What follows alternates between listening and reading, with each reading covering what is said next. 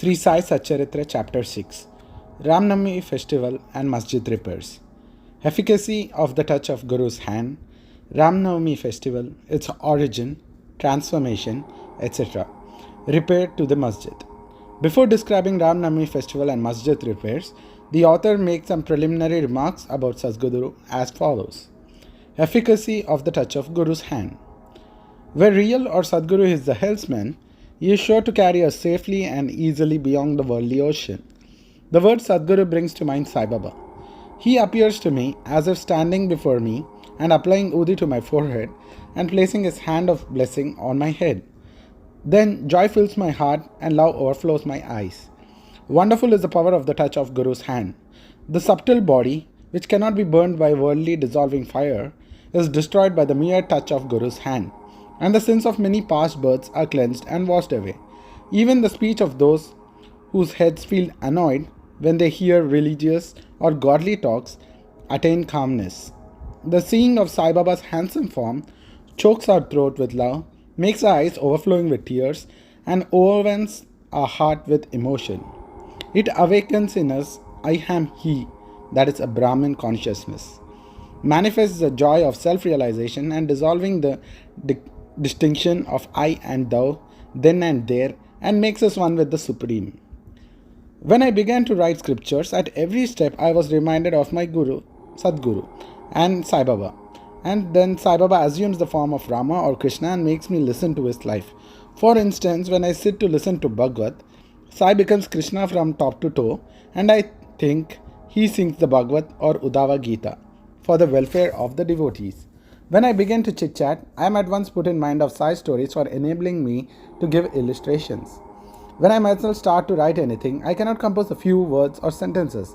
But when he of his own accord makes me write, I go on writing and there is no end.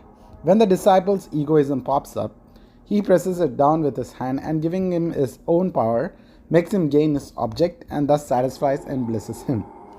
If anyone prostrates before Sai and surrenders heart and soul to him, then unsolicited all the chief objects of life, that is dharma, righteousness, artha, that is wealth, kama, that is desire, and moksha, which is deliverance, are easily and unsolicitedly attained.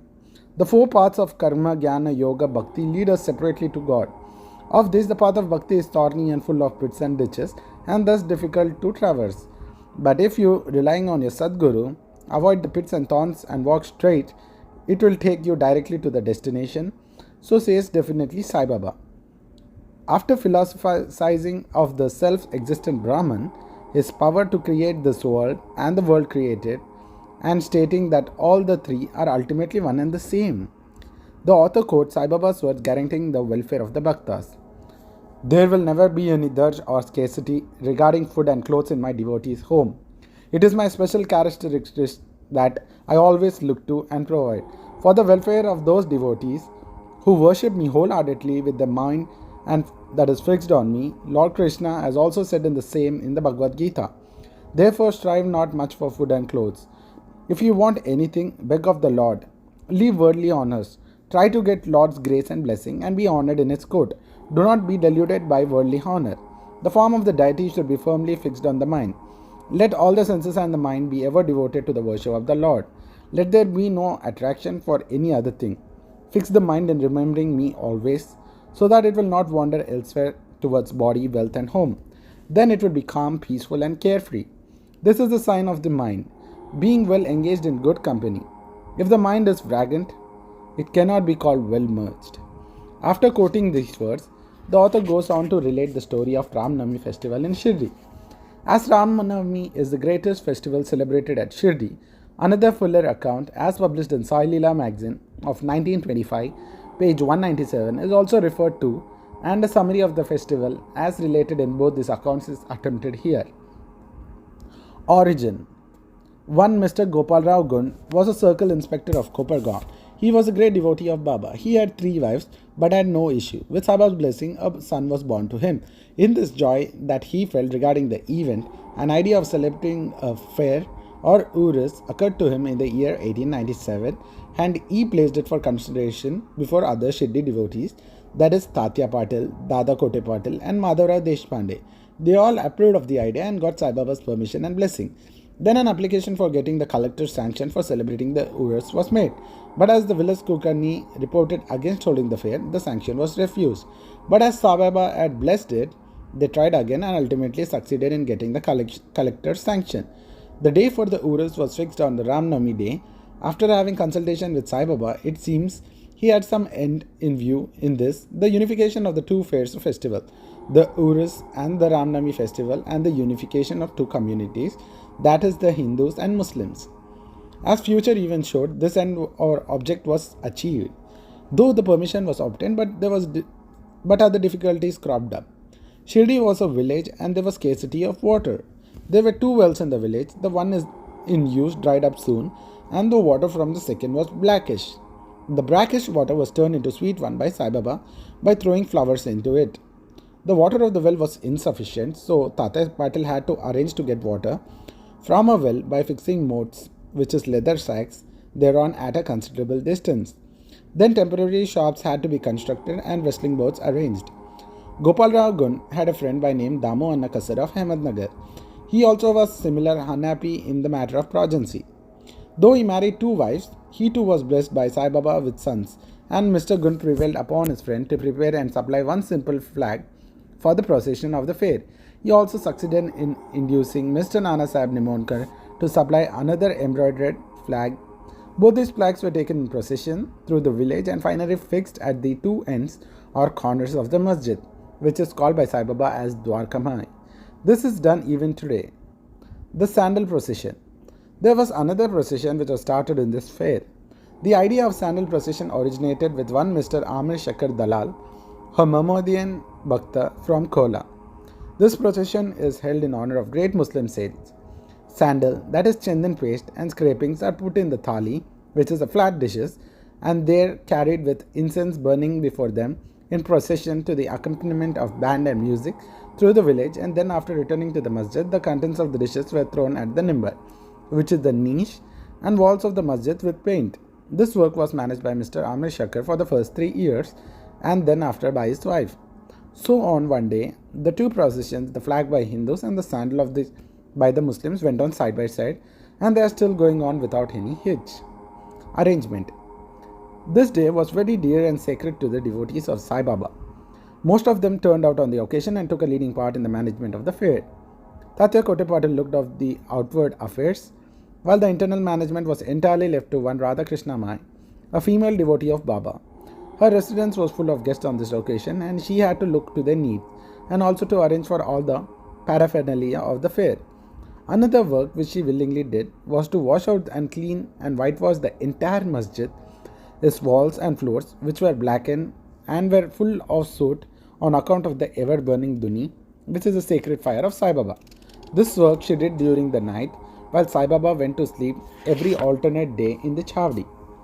She had to take out all the things, including even the duni, and after thorough cleaning and whitewashing, replacing them as they were before. Feeding the poor, which was so dear to Sai Baba, was also a great item in this fair. For this purpose, cooking on a grand scale and preparing various sweet dishes was done in Radha Krishna Mai's lodging, and various rich and wealthy devotees took a leading part in the fair. Transformation of Urus into Ram Navami festival. Things were going on in this way, and the festival was gradually increasing in importance till 1912, when a change took place. That year, one devotee, Mr. Krishna Rao Jageshwar Bhishma, the author of the pamphlet Sai Sagunopasana, came for the fair with Dadasaheb Karpade of Amravati and was staying on the previous day in the Dikshitwada. While he was lying in the veranda, and while Mr. Lakshman Rao alias Kaka Mahajani was going down with puja material to the masjid, a new thought arose in his mind, and he accosted the latter thus: "There is some providential arrangement in the fact that the Urus is celebrated in Shirdi on the Ram Navami day. This day is very dear to the Hindus. Why not begin the Ram Navami festival, the celebration and the birth of Sri Rama, here on this day?" Kaka Mahajani liked the idea, and it was arranged to get Baba's permission in this matter. The main difficulty was how to secure a Haridas who would perform Kirtan and sing the glories of the Lord on the occasion. But Bhishma solved the difficulty by saying that his Rama Akyan, that is composition of Rama's birth, was ready and he would do the Kirtan himself, while Kaka Mahajani should play on the harmonium. It was arranged to get the sunta vada, which is ginger powder mixed with sugar, as prasad, prepared by Radha Krishna Mai. So they immediately went to the masjid to get Baba's permission. Baba, who knew all things, was passing there, asked Mahajani as to what was going on the vada. Being rather perturbed, Mahajani could not catch the purport of the question and remained silent. Then Baba asked Bhishma what he had to say. He explained the idea of celebrating Ram Navami festival and asked for Baba's permission, and Baba gladly gave it. All rejoiced and made preparation for the Jayanti festival. Next day, the masjid was decorated with buntings, etc., and a cradle was supplied by Radhakrishna Mai and placed in front of Baba's seat, and proceedings started. Bhishma stood up for the kirtan and Mahajani played on the harmonium. Sai Baba sent a man to call Mahajani. He was hesitant to go, doubting whether Baba would allow the festival to go on. But he went to the Baba. The latter asked him what was going on and why the cradle was placed there. He answered that the Ramnami festival had commenced and the cradle was put on for that purpose. Then Baba took a garland from his nimbar and placed it around the neck and sent another garland for Bhishma. Then commenced the kirtan. When it came to a close, pounds of sound of victory to Rama went up, and gulal, which is red powder, was thrown all over. Amidst the brand and music, everybody was overjoyed, when suddenly roaring was heard. The red powder, thrown promiscuously all around, went up, somehow entered Baba's eyes. Baba got wild and began to scold and abuse loudly. People got frightened by the scene and took to the heels. Those intimate devotees who knew Baba well took these scoldings and outpourings of Baba as blessings in disguise. They thought when Rama was born, it was proper for Baba to get wild and enraged to kill Ravana and his demons in the form of egoism and wicked thoughts. Besides, they knew that whenever a new thing was undertaken in Shidi, it was usual with Baba to get wild and angry, so they kept quiet. Radhakrishna Mai was rather afraid and thought that Baba might break her cradle, and she asked Mahajani to give the cradle back. When he went to loosen and unfasten the cradle, Baba went to him and asked him not to remove it. Then after some time, Baba became calm, and then the day's program, including Mahapuja and Aarti, were finished. Later on, Mr. Mahajani asked Baba for the permission to remove the cradle. Baba refused the same, saying that the festival was not yet finished. Next day, another kirtan and Gopal Kala ceremony, which is an earthen pot containing parched rice mixed with curd, is sung, only to be broken after the kirtan and the contents distributed to all, as was done by Lord Krishna among his cowherd friends, was performed, and then Baba allowed the cradle to be removed. While the Ramnami festival was thus going on, the procession of the two flags by the day and that of the sandal by night went off with usual pomp and show. From this time onwards, the urus of Baba was transformed into the Ramnami festival. From next year, that is 1913, the items in the program of Ramnami festival began to increase. Radha Krishna Mai started a Namasapta, that is singing the glory of God's name continuously day and night for 7 days, from 1st of Chaitra. For this, all devotees took part turn by turn, and she also joined it sometimes early in the morning. As Ramnami festival is celebrated in many places all over the country, the difficulty of getting a Haridas was felt again. But 5 or 6 days before the festival, Mahajani met accidentally Balabua Mali, who was known as modern Tukaram, and he got him to do the kirtan that year. The next year, 1914, Hanadar Balabua Satarkar in Brahada Siddha Kavate, district Satara, could not act as a Haridas on his own town as plague was prevailing in his town. So he came to Shirdi. With Baba's permission, which was secured through Kakasaheb Dikshit, he did the kirtan and was sufficiently recompensated for the labor. The difficulty of getting a new Haridas every year was finally solved in 1914 by Sai Baba, as he entrusted the function to Das Ganu Maharaj permanently. Since that time, he has successfully and creditably conducted the function up till now. Since 1912, this festival began to grow gradually year by year. From 8th to 12th of Chaitra, Shirdi looked like a beehive of men. Shops began to increase. Celebrated wrestlers took part in the wrestling bouts. Feeding of the poor was done on a grand scale. Hard work and sincere efforts of Radhakrishna Mai turned Shirdi into a Sansthan, that is a state. Paraphernalia increased. A beautiful horse, a palanquin, chariot, and many silver things, pots, buckets, pictures, mirrors, etc. were presented. Elephants were also sent for procession. Though all the paraphernalia increased enormously, Sai Baba ignored all these things and maintained the simplicity as before. It is to be noted that both the Hindus and Muslims have been working in union in both the processions, and during the entire festival, there has been no hitch or quarrel between them, at all so far. In the early days, about 5 to 6,000 people used to collect, but that figure went to 75,000 in some years. Still, there is no outbreak of any epidemic or any riots worth the name during so many past years. Repairs to the masjid. Another important idea occurred to Gopal Gunj just as he started the Urus affair. He thought that he should put the masjid in order. So, in order to carry out the repairs, he collected stones and got them dressed. But this work was not assigned to him. This was reserved for Nana Sahib Chandorkar and the payment work for Kaka Sahib Dikshit. First, Baba was unwilling to allow them to have the works done, but in the intervention of Mahal Sabhati, a local devotee of Baba, his permission was secured. When the payment was completed in one night in the masjid, Baba took a small gadi for his seat, discarding the usual piece of sackcloth that was used till then. In 1911, the Sabha Mandap, that is a courtyard, was also put in order with great labor and effort. The open space in front of the masjid was very small and inconvenient. Kaka Sahib Dikshit wanted to extend it and put it on roofing. At great expense, he acquired iron columns, pillars and trusses and started the work. At night, all the devotees worked hard and fixed the post.